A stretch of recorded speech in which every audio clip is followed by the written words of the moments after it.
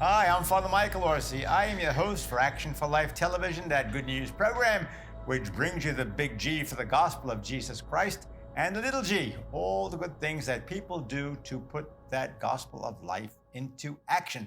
Folks, as we have said over these many years now, we are concerned about all the issues of human life from conception until natural death. Now, let me emphasize today natural death means that somebody dies naturally. Yeah, that's simple. Do you think it's simple? Yeah. Except there are some places where people are being encouraged to die and helped to die. And one of those places is in a country that is not too far away from us. It's a place called Canada. Now, we have some states right here in the US of A that are also involved in assisting in suicide. Let me put it to you that way, assisting in suicide. But Canada, I hope it's not setting a trend for what is coming here. And usually it does. And today we have a guest who's going to tell us about what is going on in Canada and giving us a heads up. It's going to happen here too. I want you folks to realize how important this discussion is going to be because the next victim might be a member of your own family, one of your children, and guess what? Could even be you. You know how things get twisted and turned and people get convinced of things they would never imagine. So we are going to talk to Mr. Matthew Kooman, and he is going to talk about MAiD. You know what that means? MAiD. No, that's not the person that cleans your house. That means medical assistance in dying. Okay, so Matthew, welcome. I'm almost scared to talk to you because I don't like this topic, but we have to deal with it, folks. We deal with these things. So Matt, tell us all about it. Well, I don't know if I can tell you all about it. It's a big issue here in our country, Canada, right now. Medical assistance in dying is the euphemism that we use here in Canada to describe assisted suicide. It's euthanasia is what it is, and in Canada, we've worked really hard at changing different terms so that they become more palatable for the public to receive what it is Folks, this is because called euphemisms. We're familiar with this. You know how they change words, make things sound good that are really bad, like choice. Oh, I like choices, but the choice Mhm. means killing babies. That's where we are. Okay, Matt, continue. Exactly. I think they've taken a page out of that book and that storyline of how to sell a terrible thing and make it seem like it's a good thing. There's a lot of words they use like compassion and they're considering people's suffering, and we use all these words to describe a situation around something where we're um, offering somebody to take their own life before their time. And I think that the biggest thing is that we're dealing with an issue here where we're taking away something that is sacred, which is God's timing for us, and putting it in the hands of really a very few people who get to determine But when Matt, when we end our yeah, lives. but Matt, I mean, how do they find out about this? I mean, do you go to the doctor? The doctor says, well, here are your options. You could take an aspirin, you could have surgery, or you could be dead. I mean, how do they find out about this and proceed with this evil? Well, I think one of my great regrets is that I haven't started working on this issue earlier. I came to it a little bit late in the game, I feel, and it's good timing for our American friends to start thinking about this. Is that um, it's been going on here for years, and who's talking about it, and how do you find out about it? It's doctors are responsible. Actually, in Canada, doctors are required, if somebody inquires about MAiD, doctors have to give a recommendation of who could provide MAiD to somebody. Wait a minute. Wait, So it wait, wait, wait, happened. wait, wait, wait. Suppose you're you're a Christian doctor or a doctor that says, "Hey, I don't buy this deal." What happens? Well, we've, in our series, we interview the Physicians for Life, the head of the Physicians for Life Canada, and they, a lot of them are Christians or faith-based people, and they're dealing with this. They've had to be put in a position where they do not have a choice legally, how they're able to handle this. They don't have to necessarily perform um, the service or whatever you want to call it.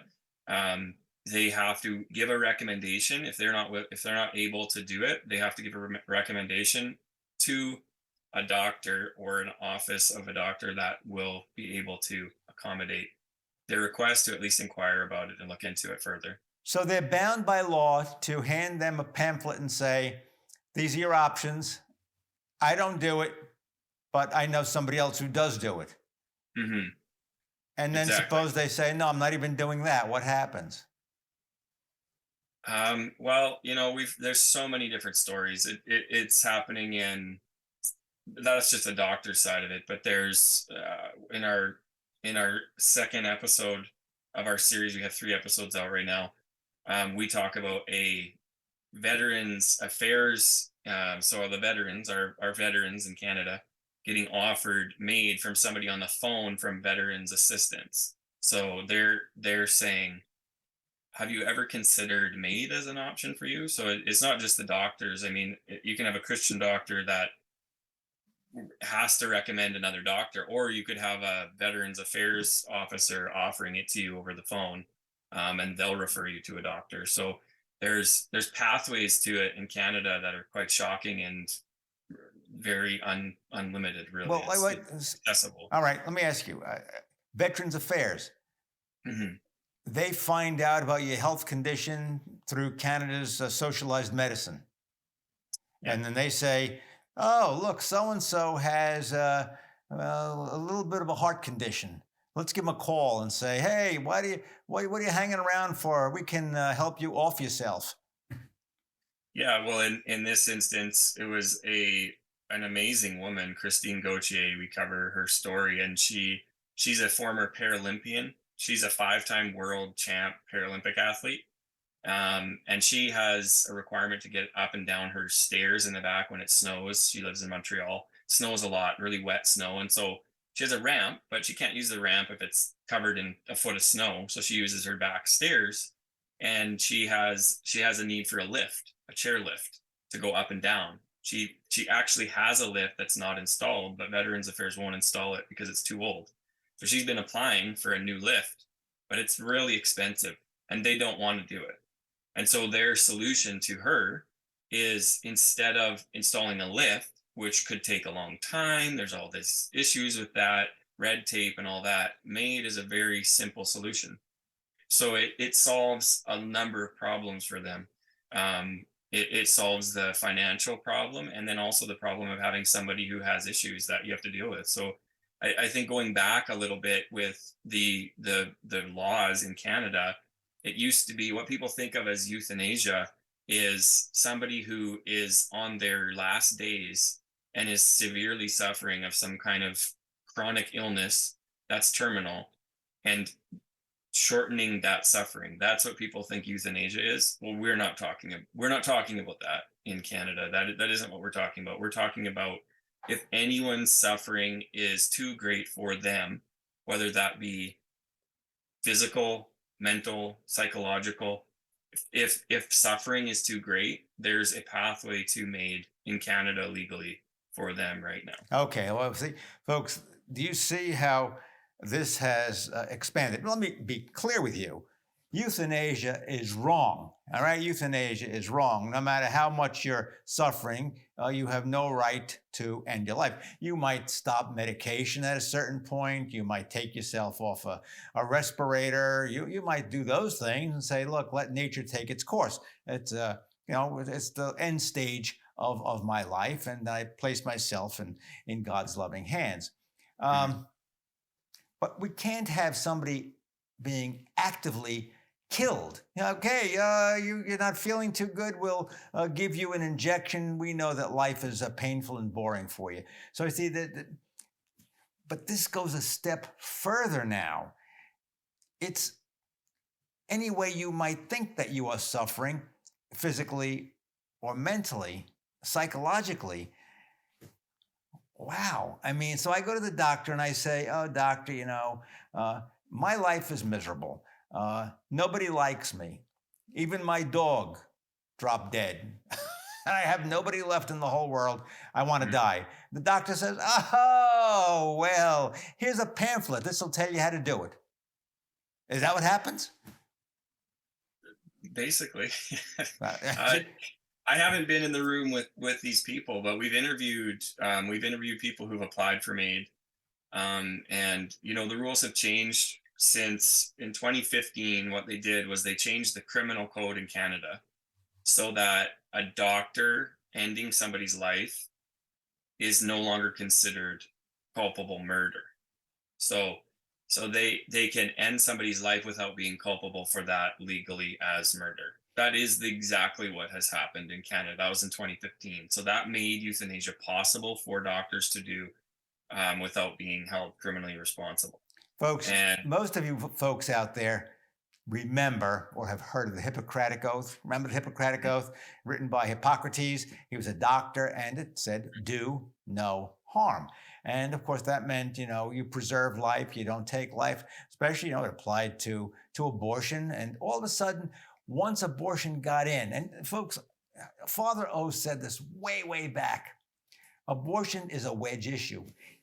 It's so important because it opens up the door to every other kind of legalized murder. That's what it does. And you could see what's happening in Canada. Even a psychological reason. Look, folks, all of us have had a bad day. I mean, then you go to the doctor and say, "Look, hey, doc, look, I had a bad day today. Have somebody give me a call and tell me when I can stop in and get myself a shot to go to sleep forever." I mean, is this far-fetched, or is this like what's happening? It's not that far-fetched. There's the main CBC, which is notoriously now being it's our news organization in Canada. Canadian Broadcasting Company. It's as bad as PBS almost. Sorry, I had to get that in. Folks, it's you know how I am. It's pretty bad. It's 70% government fund. All they receive, that's how they get their funds, and they prop up the government's decisions because it supports their longevity, right? But they've shared quite an interesting documentary where they're interviewing people who are applying for MAiD or have applied for MAiD who are doing it because of poverty. That is the reason. Did you say because of poverty? Poverty, yeah, because their life is too expensive. And I mean, if you look at what's happened in our country in the last couple of years, in the States is not much different. Like the cost of living for some of these, some people who maybe they have a disability, like they might need to walk with a cane, or they might have they might have a significant disability, but their lives become difficult because of cost of living alone. Just using that as an example. And there's people who are applying and have received MAiD with that reasoning alone. And the CBC, which is a government funded news agency here, shared stories of these such people who are looking for MAiD because they can't afford their apartment, or their apartment plus food, or whatever. Well, that's a good reason. That'll cut down on the welfare payments. All right, but wait, how long does it take? You have to go through a long process, or how? Folks, this is like upsetting Father O to no end. So continue. I know, and I think one of the things we're dealing with is it's quite shocking. Like you hear it and you go, "This can't be true." Well, it is. It's happening. It's true. And like the shortest we've heard is 48 hours. I think 2 days. That's 2 days. Yeah, I think there's less. There's one story of and one of the doctors we interview references it in one of our episodes, but in a 48-hour period, this one father, he went into the hospital, and in 48 hours he went from his family didn't know he was going into the hospital to being offered MAiD and to receiving MAiD within 48 hours. And before he went in, there was no indication he was anywhere at the place where he was considering such a thing. Well, Nobody consulted, just the that's why family. no consultation. He just. So you need two. The way it works in Canada is you need two doctors. Well, not even doctors. You need two medical practitioners. So it could be a nurse. You need to have one person, one doctor, medical practitioner that is the first to be informed, and then one other one has to be able to sign off on it. So there has to be two points of contact, and if those two approve based on the situation and what your application is, then that is all that is needed. Well, from what I'm told by Canadians who I know, I lived at one time in Michigan. There were a lot of Canadians coming over the border for medical reasons. They tell me it's not all that easy to get the care that they need in Canada because of socialized medicine. And you're telling me they're getting this kind of care very quickly. It's not. I beg your pardon. It's not care. It's the opposite of care. Whatever that is. No care. You brought up harm, do no harm earlier, and I think that's such an interesting word because in my mind and in our, as we're making this series, harm would kind of be a good word to describe ending somebody's life. That would be like the ultimate harm.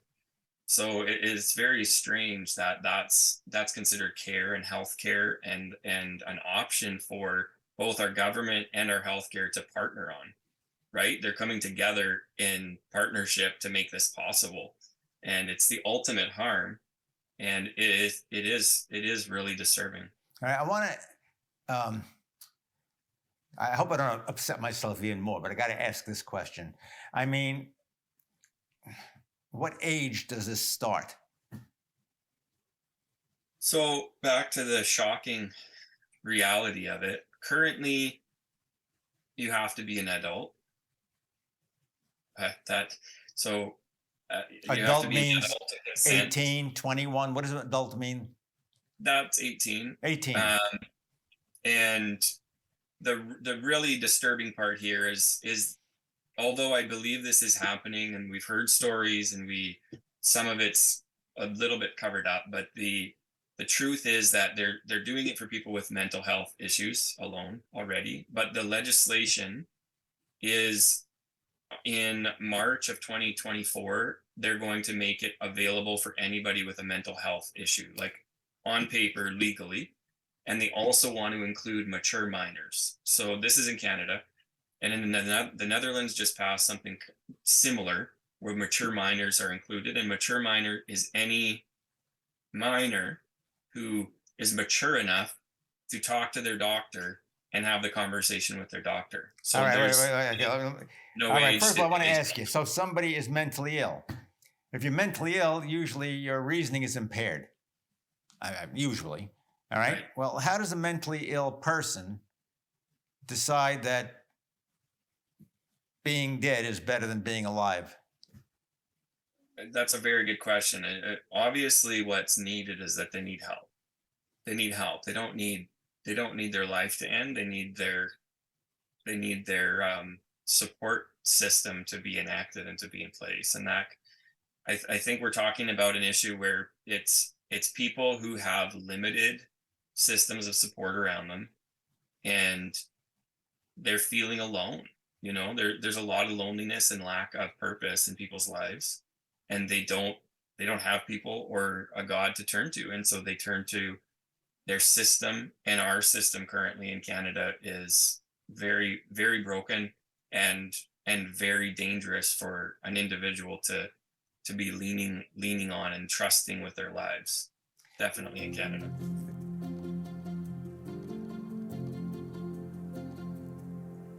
Our thought for the day: I hope that all of you have Bibles in your home. The Bible is the Word of God. There's nothing more powerful than God's Word. Keep it in a prominent place to remind you that you are part of God's good news and that God is using you to do His will. We want to thank our generous sponsors for their continued support of Action for Life Television. Please consider patronizing these fine establishments, all of which are committed to saving babies from the scourge of abortion. Join Father Michael Orsi again next week for another compelling interview with some of America's leading pro-life advocates. We're for action, and we hope you are too.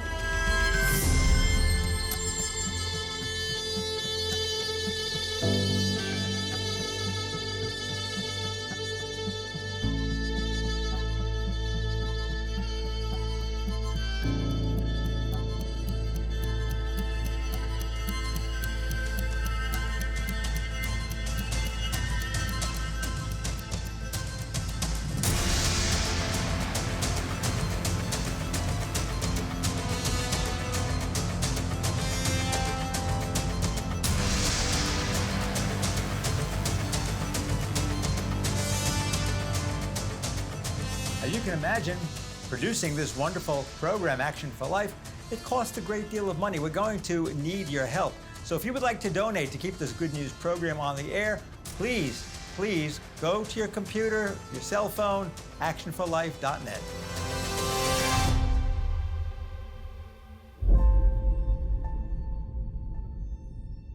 Hey gang, I know a lot of you sometimes can't watch all of our episodes of Action for Life.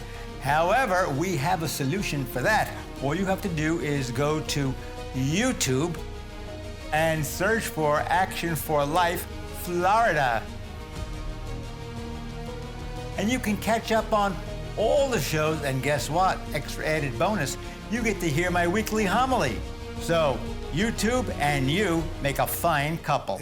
This is frightening. Let me just tell you folks about, we talked about minors here. We used to go through some of these cases when a child, say of 14 or 15,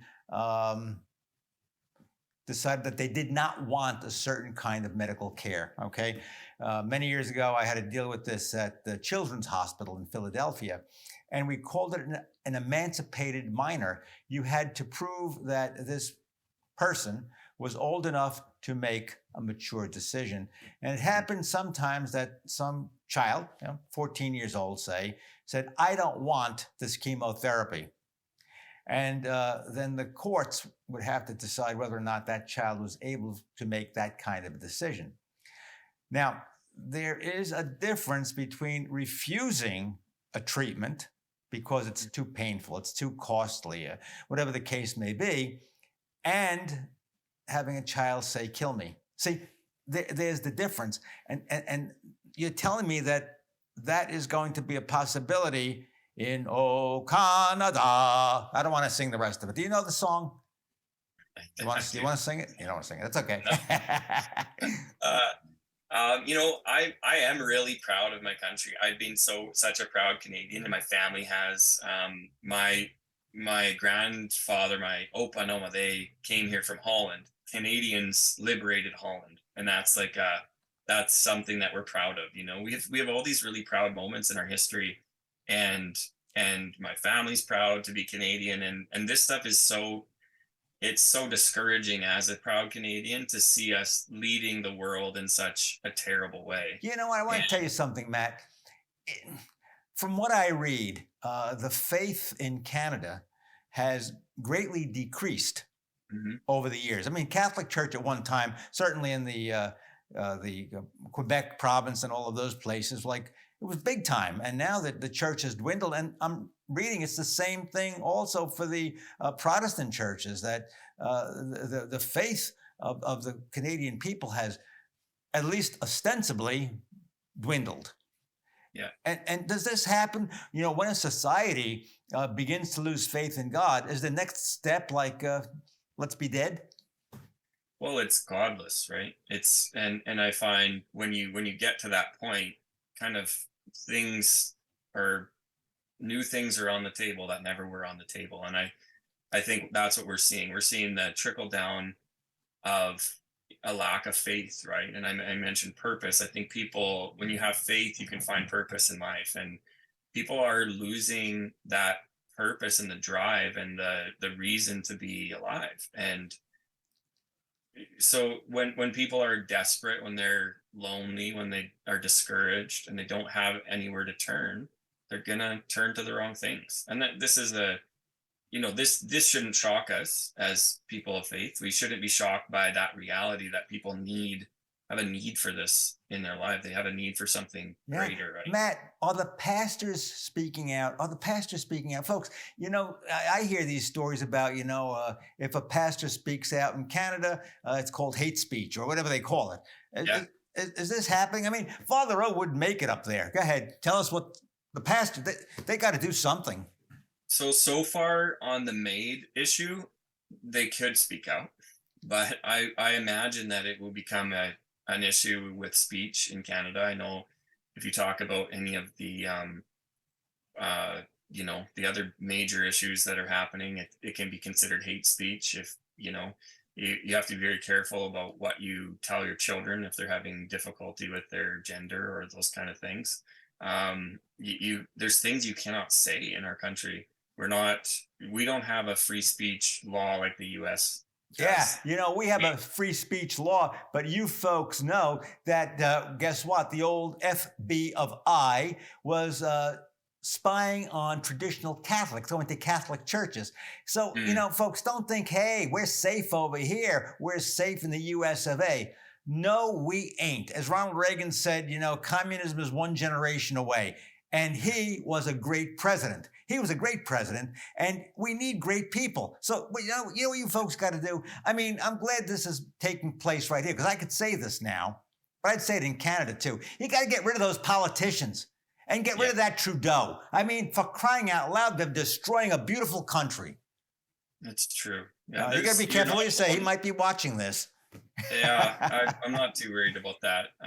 He probably would have heard some things in my house too. So I have a few kids who've got strong feelings. You know what's happening, and I am encouraged about this, and I was encouraged about this yesterday. I was reading one of my kids' papers. We homeschool our kids. Okay, that's great. Hey, folks, let's get into the homeschooling. We're running out of time. I could talk to Matt forever. Hey, Matt's for action, I'm for action, and I know you are too. We would like to thank our generous sponsors for their wonderful support.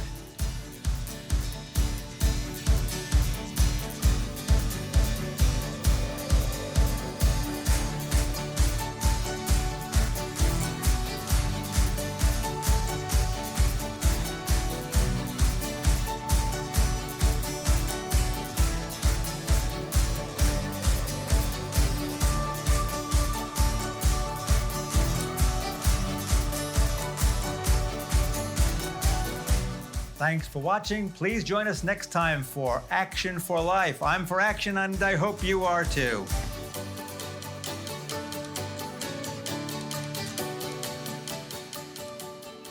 I'm Father Michael Orsi. I am your host for Action for Life Television, that good news program which talks about the gospel of Jesus Christ, the big G, and the little g, all the good things that people are doing to put the gospel of life into action. So please join us for the next episode of Action for Life.